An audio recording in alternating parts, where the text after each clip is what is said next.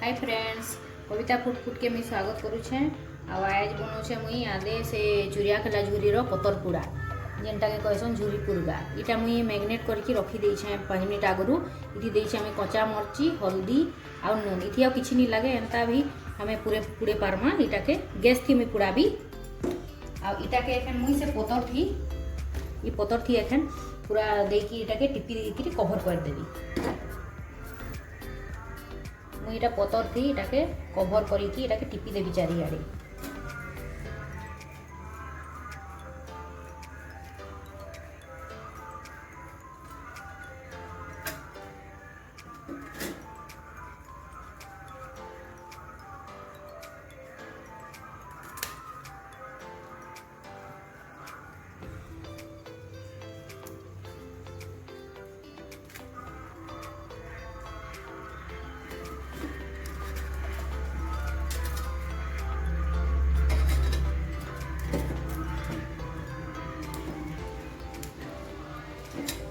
Gas जले दौचे आ चूल्हार ऊपर इटा जाली गोटे बसई देबी आ तार ऊपर इटा के झुरी अच्छे जेनटा के तार ऊपर मुई एंता उल्टे उल्टे के इटा के करमा आ इटा के सीम की रखा हवा नीले पुड़ी जीवा।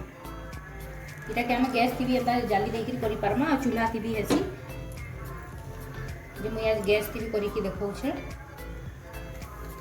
एंता तापरे हमें उल्टे उल्टे करी ताके सीम थी ही रहबा आ तापरे इटा सिजबा।